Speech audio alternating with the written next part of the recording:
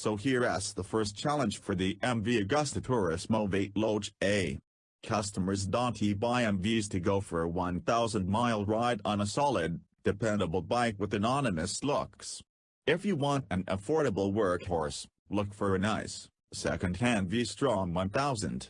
The twin sister of MV's sporting heritage is that the Varese-built bikes are motorcycle art on wheels, so much so, that this is MV's tagline. What does this mean in practice? When I first rode one of the very early 750 F4s in production, I almost crashed it. Too much throttle? Trail braking into a damp corner? No, quite simply because the expletive deleted thing trapped my hand underneath the handlebar while doing 5 miles per hour in a parking lot, and I came within a gnat's eyelash of T-boning a large van. However, having a touring bike which doesn't work is a waste of metal no matter how beautiful it is. While you can smile well, as long as you don't end up dead under the front wheels of a van at the idiosyncrasies of a hypersport bike, the tourer just has to do its job effortlessly and effectively.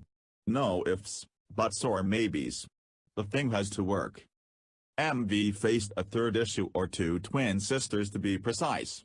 If you want a thoroughly practical, go anywhere, do anything, Stone Axe reliable adventure tour, then you can own the utterly lovely Triumph Tiger 800 for around $12,000.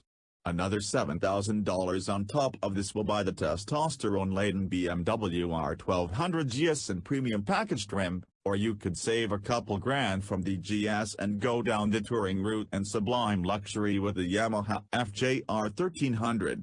Finally, and the elephant really is an MVS bathroom with this one, Yamaha will sell the thoroughly excellent 3-cylinder FJ09 to you for a mere $10,490.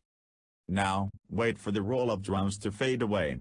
A Turismo Veloce is going to relieve you of a shade under $16,000, whilst the all-singing all-dancing Lesso, deluxe in English, is just $2 shy of $19,000, and that's an awfully big hit on your bank account. For this sort of money, customers will want not only a supremely effective touring motorcycle but one which captures all the magic of MV, a bike you want to caress, last thing at night, before you go to bed and then dream about in the restless, pre-dawn hours. In every way, the heart of the Turismo Veloce TV is its engine. It has a familiar power plant, being found in the Stradale, Brutale and MV sport bikes, and it really is a peach of a thing. The latest version of the 798cc, 3-cylinder motor remains radically over square with a 70mm bore, 54.3mm stroke and 12.2:1 compression ratio. There are also new pistons, a change of gearbox ratios and a hydraulic chain tensioner for the TV. In the olden days, a power plant like this would have been a real screamer, fit only for the racetrack, but with the aid of MV's MVIC's motor and vehicle integrated control system, 90% of the torque is available between 3,500 and 10,500 revolutions per minute. This hardly makes the triple an electric scooter, but it is practical for a real-world tourer. The maximum torque of 61.2 pounds-to-foot arrives at 8,000 revolutions per minute, and the peak power of 110 horsepower coming 2,000 revs later. As an aside, this is 15% more torque than the TVS Brutale and rival stablemates. Out on the road, the results are impressive almost to a ludicrous degree. As a test, I put the TV into 6th gear climbing a steepish hill, and it pulled away from 30 miles per hour as if it had a magnet in front.